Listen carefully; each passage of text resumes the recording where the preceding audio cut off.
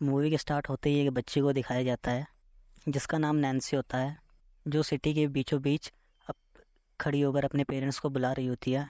इसी बीच हमें पूरे के पूरे शहर का सीन दिखाया जाता है जो कि पूरा का पूरा डिस्ट्रॉय हो चुका था। हर तरफ अफरा तफरी और भागदौड़ मची हुई थी। इसके बाद हमें बताया जाता है कि जो ट्रीज हमारी पहले जान बचाया करते थे वही वही ट्रीज हमारी जान के दुश्मन बन चुके हैं और पूरी दुनिया में फैल चुके हैं। उन्होंने पूरी पृथ्वी को डिस्ट्रॉय कर दिया है। उन्होंने बहुत कम समय में पृथ्वी पर अपना कब्जा जमा चुके हैं, जिससे कि बहुत सारे लोग मारे जा चुके हैं और कितने सर्वाइवर्स बचे हुए हैं ये भी हमें पता नहीं है। और जो बचे हुए भी हैं वो भी अपनी बहुत मुश्किल से अपनी ज़िंदगी गुजार रहे हैं, जिनकी उम्मीद से कि ये सब कुछ ठीक हो जाएगा कभी ना कभी। इसके बाद हमें 2 साल के बाद का टाइम दिखाया जाता है जहाँ अपने नैन्सी अपने एक डॉग के साथ खेल रही होती थी। तभी उसके फादर जैनसन आ जाते हैं जो कि बहुत ही घबराए हुए थे और वो उसे डांटते हुए कहते हैं, मैंने तुम्हें घर से बाहर निकलने के लिए मना किया हुआ था ना, फिर भी तुम बाहर क्यों आ गई हो। तभी उन्हें एक आवाज़ आती है जिससे उनका डॉगी और नैन्सी भी उसी के पीछे भाग जाती है। तभी जैनसन को भी उसके पीछे दौड़ने बचाने के लिए दौड़ना पड़ता है, जाना पड़ता है। वो भागते हुए ऐसी जगह पे आ जाते हैं यहाँ पेड़ों की टहनियाँ किसी जानवर को खा रही होती हैं। वे उन्हें देखकर नीचे की ओर झुकने लगती हैं।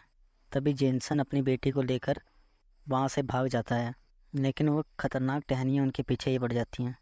वे टहनियाँ बहुत बड़ी थी और दिखने में एक सांप जैसी थी, लेकिन वे किसी तरह बचते बचाते हुए अपने घर पहुँच जाते हैं। इसके बाद जेनसन अपनी बेटी को सुलाकर उसकी वॉच में ट्रैकर लगा देता है, जिसके बाद वह रेडियो के थ्रू किसी के साथ कांटेक्ट करने की कोशिश करता है, लेकिन दूसरी साइड से उसको कोई भी रिस्पॉन्स नहीं मिलता और इसी दौरान उसको नींद आ जाती है।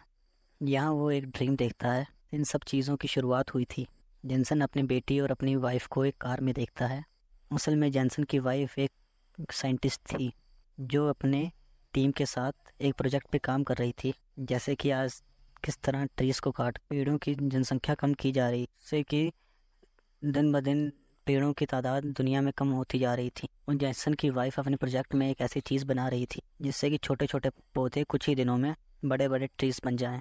तभी जेनसन की वाइफ का दूसरा टीममेट एक बैड न्यूज़ सुनाता है। वो कहता है, हमारा प्रोजेक्ट फेल हो चुका है। जिन पौधों को हम ट्रीज बनाना चाहते हैं वो आउट ऑफ कंट्रोल हो चुके हैं। वो बहुत ही ज़्यादा स्पीड से खुद ही फैल और बहुत बड़े हो जा रहे हैं, साथ में जानलेवा भी हो चुके हैं। और ये सब चीज़ें इंसानों के लिए बहुत ही ज़्यादा खतरनाक हो सकती हैं। और फिर देखते ही देखते वहाँ के लोगों में हलचल मच जाती है कि वहाँ पे अलग अलग किस्म के क्योंकि वहाँ पे अलग अलग किस्म के बहुत बहुत पेड़ आने लगे थे। लेकिन इतने में ही जेनसन की आँख खुल जाती है और यहाँ पे सच में पेड़ों की टहनी ज़मीन से निकल के नैन्सी को बेड के साथ ही अपने साथ ले जा रही थी। यहाँ पे जेनसन अपनी बेटी को बचाने की बहुत कोशिश करता है, लेकिन वह उसमें नाकामयाब रहता है। इसके बाद वे नैन्सी को ट्रैकर की मदद से ढूंढने लगता है। ट्रैकर के मुताबिक वह नैन्सी को ढूंढते ढूंढते एक बिल्डिंग में आ जाता है। यहाँ उसे नैन्सी की वॉच ज़मीन पर पड़ी हुई मिलती है और तभी उसे नैन्सी की आवाज़ भी आती है। तभी जेनसन उस आवाज़ का पीछा करते करते नैन्सी के पास पहुँच जाता है। वहाँ नैन्सी यूवी लाइट की मदद से टहनियों को अपने से दूर रख रही होती है और फिर देखते ही देखते उसकी बैटरी ख़त्म हो जाती है। और फिर जेसन उसको अपनी टॉर्च देता है, लेकिन अभी भी उसको टहनियाँ उसका पीछा नहीं छोड़ रही थी। अभी जेनसन कुछ सामान लेकर दीवार पे मारता है, इससे दीवार टूट जाती है और वहाँ पे सनलाइट्स आ जाती हैं, जिससे टहनियाँ उससे दूर भागने लगती हैं।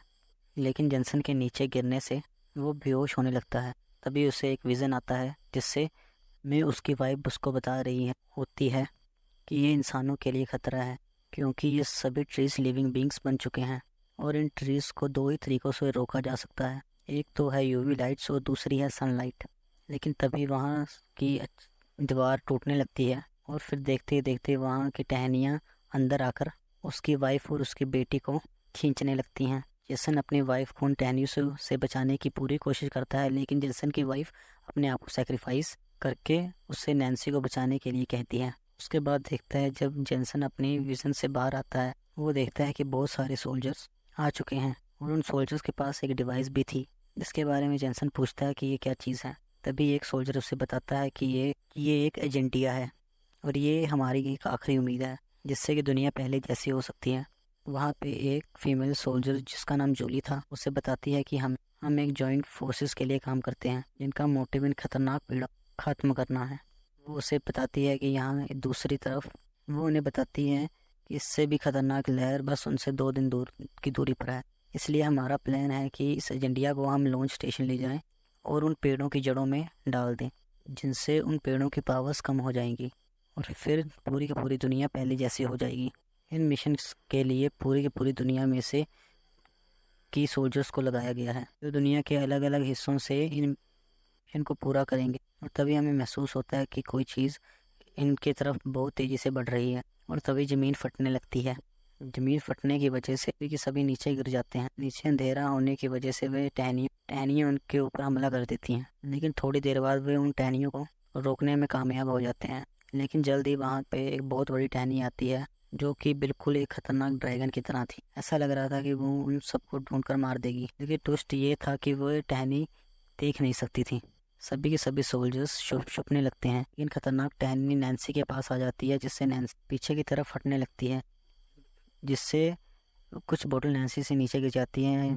इससे टहनी फौरन सुन लेती है, उसके ऊपर हमला करने ही वाली, लेकिन तभी जेंसन उसको बचा लेता है। साथ ही साथ एक सोल्जर उसके ऊपर गोलियां चलाने लगती की वजह से वह टहनी सोल्जर को जकड़ लेती है, जिसके बाद वह सोल्जर सभी को वहाँ से जाने के लिए कहता है। कुछ टाइम बाद वह अपने हाथ में ग्रेनेड को ब्लास्ट कर लेता है। ब्लास्ट की वजह से सभी सोल्जर बाहर आके गिरते हैं और उस ब्लास्ट में टहनी और वो सोल्जर मारा जाता है। देखते देखते बाकी सोल्जर भी वहाँ आ जाते हैं। उन सबका कमांडर जेंसन को अपने मिशन में शामिल कर लेता है, क्योंकि जेंसन एक टेक्नीशियन था जिसकी इनको आगे ज़रूरत पड़ सकती थी। लेकिन जेंसन कहता है कि मैं अपनी बेटी को खतरे में डाल सकता, इसलिए मैं इस मिशन में शामिल नहीं हो सकता। लेकिन तभी नैन्सी कहती है कि मैं इन सब के साथ मिलकर दुनिया को बचाना चाहती हूँ, और नैन्सी की जिद करने पर जेंसन भी इस मिशन में शामिल हो जाता है। और थोड़ी दूर जाते ही उन्हें सिग्नल से पता लगता है कि खतरनाक टहनियों की दूसरी लहर उनकी ओर ही बढ़ रही थी। फिर देखते ही देखते वहाँ की ज़मीन फटने लगती है। ज़मीन फटने की वजह से वहाँ की बिल्डिंग्स भी नीचे गिरने लगती। इन बिल्डिंग्स से बचने के लिए आगे की तरफ भागने लगते। भागते हुए वे जेंसन एक सोल्जर से पूछता है कि ये लहर तो 2 दिन के बाद आने वाली थी। के बाद वो सोल्जर कहता है कि ये तो एक नमूना है, इसकी शुरुआत वर्ल्ड के दूसरी जगहों से हो चुकी है। इसके बाद वे भागते हुए एक बस की ओर बढ़ते हैं, लेकिन वो सोल्जर जिसके पास एजेंडिया था वो पीछे ही रह जाता। तभी फिर बीच से जमीन फट जाती है, लेकिन वो सोल्जर उनकी तरफ एजेंडिया फेंक देता है, जिसके बाद वे मारा जाता है। वो खतरनाक टहनियाँ उन्हीं के पास आ रही होती हैं, लेकिन वे ठीक समय पर उस बस पर पहुंच जाते हैं। लेकिन उन टहनियों की उछाल की वजह से बस को धक्का लगता है और वे बस से बिल्डिंग में फंस जाती है, जिसके बाद वे सभी के सभी बस से सही सलामत बाहर निकल आते हैं। तभी वे लोग चाइनीस एडमिरल से बात करने की कोशिश करते हैं, लेकिन उनका कांटेक्ट नहीं हो पाता, क्योंकि वहाँ के सभी सिग्नल लॉस्ट हो चुके थे। तभी जेंसन कहता है कि हमें उस सिग्नल टावर के पास जाकर, लेकिन उस टावर तक पहुँचने के लिए एक ब्रिज को पार करना था, कि हालत भी ठीक नहीं लग रही थी, क्योंकि उन सबके पास कोई ऑप्शन भी नहीं था। तो वे उस ब्रिज के सहारे ही आगे बढ़ने की कोशिश करते हैं। तभी नैन्सी आगे बढ़ रही होती है, तभी एक पास से नीचे गिरने लगती है, जिससे वह डर नैन्सी भी नीचे गिर जाती है। लेकिन बिल्कुल ठीक टाइम पर एक कमांडर एक रस्सी के जरिए खुद लटक कर उस नैन्सी को बचा लेता। जेंसन उस रस्सी को ऊपर खींचने की कोशिश करता है, लेकिन वजन ज्यादा होने की वजह से वह रस्सी टूटने लगती, इसलिए कमांडर खुद ही रस्सी छोड़ते नैन्सी की जान बचाने के लिए अपना सेक्रीफाइस कर देता है। कुछ टाइम बाद जेंसन नैन्सी को ऊपर खींच ले, उसके बाद बाकी सब लोग आगे बढ़ने लगते हैं, लेकिन अब धीरे धीरे भी टूटने लगता है। वो ठीक टाइम पर उस दूसरी बिल्डिंग में पहुंच जाते हैं। बिल्डिंग में आने के बाद वे मशीन को एक्टिवेट कर फॉरेन एडमिरल से कांटेक्ट करने की कोशिश करते हैं, जहां